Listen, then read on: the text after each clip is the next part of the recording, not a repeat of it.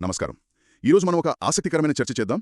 ప్రముఖ గాయకుడు, కవి గద్దర్ అంటే గుమ్మడి విఠలరావు గారి గురించి. అవును. ఆయన ప్రభావం, ముఖ్యంగా తెలుగు రాష్ట్రాల యువతపై ఆయన ప్రభావం గురించి వచ్చిన కొన్ని విమర్శనాత్మక అభిప్రాయాలను పరిశీలిద్దాం. కరెక్ట్. మన దగ్గరున్న ఆధారం కూడా గద్దర్ విమర్శకుల చూపులో యువతపై ప్రభావం అన్న శీర్షిక నుంచే కదా. అవును.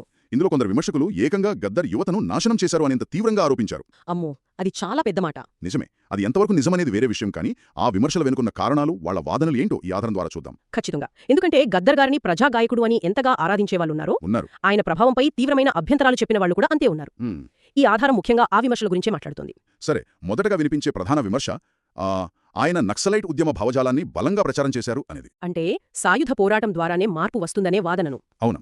ఆయన పాటలు, మాటలు యువతను నేరుగా జ్వాలల బాట వైపు, అంటే హింసా మార్గం వైపు నడిపించాయని విమర్శకులంటున్నారు. ఇక్కడ గమనించాల్సిందేంటంటే ఆయన కేవలం సిద్ధాంతం చెప్పలేదు, తన కళతో, పాటలతో, ఆ మాటలతో యువతను బాగా ప్రభావితం చేయగలిగారు. చాలా బలంగా. ఆ ప్రభావమే వారిని విప్లవ మార్గాల వైపు నడిపించిందని ఆ విమర్శకుల వాదన. దానికి కొనసాగింపుగానే అనిపిస్తోంది రెండో విమర్శ కూడా. అంటే చదువుకుని ఉద్యోగాలు చూసుకోవాల్సిన వయసులో యువతను ఆయన తన ప్రభావంతో ఈ రాజకీయ విప్లవాల వైపు మళ్లించారని, ఏదో ఊహాజనిత సమాజం వస్తుందని కలల్లోకి నెట్టారని. సరిగ్గా చెప్పారు. అంటే వాళ్ల భవిష్యత్తుకు భిన్నమైన, ప్రమాదకరమైన మార్గాల్లోకి వాళ్ళను లాగారని వాళ్ల బాధ. వారి దృష్టిలో ఇది వాళ్ల భవిష్యత్తుతో ఆడుకోవడమే. అవును. ఆ వయసులో ఉండే ఆవేశాన్ని, ఆదర్శవాదాన్ని తప్పుదారి పట్టించారనేది ఈ ఆధారంలోని విమర్శకుల ముఖ్య ఆరోపణ అని కూడా. అవును. హింసను కూడా ఒక రకంగా సరైన పోరాట మార్గంగా చూపించే ప్రయత్నం చేశారని అంటున్నారు. ఇది చాలా సున్నితమైన పాయింట్ కదా. కళ ద్వారా అభిప్రాయాలు చెప్పడం వేరు, కానీ అవి హింసను ప్రేరేపించే స్థాయికి వెళ్లాయా లేదా అనేది అదే పెద్ద ప్రశ్న. విమర్శకుల ప్రకారం గద్దర్ గారి కళ ఆ సరిహద్దును దాటింది.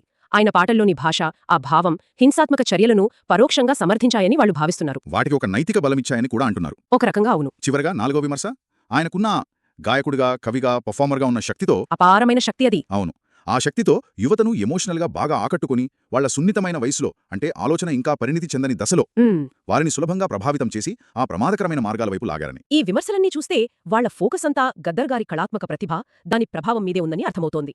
ఆయన పాట, మాట యువత ఆలోచనలను, ఎమోషన్స్ను ఎంత బలంగా ప్రభావితం చేశాయో, శాసించాయో అనొచ్చేమో. అవును.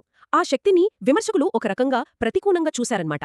ఈ ఆధారం అదే చెబుతోంది. మొత్తంగా చూస్తే ఈ ఆధారం ప్రకారం గద్దర్ గారిపై వచ్చిన ప్రధాన విమర్శలు ఏమంటే, నక్సలైట్ భావజాల వ్యాప్తి, యువతను చదువు ఉద్యోగాల నుంచి పక్కదారి పట్టించడం, హింసను ఒక పోరాట మార్గంగా చూపడం, ఇంకా భావోద్వేగాలతో వారిని ప్రభావితం చేయడం. అవును.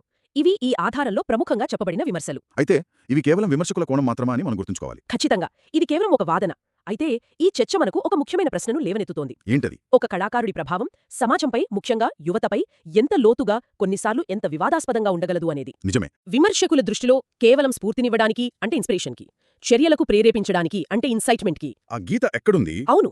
కళకు, అది ప్రచారం చేసే సిద్ధాంతానికి మధ్య ఆ గీత ఎక్కడుందనేది ఎప్పటికీ తేలని ప్రశ్న.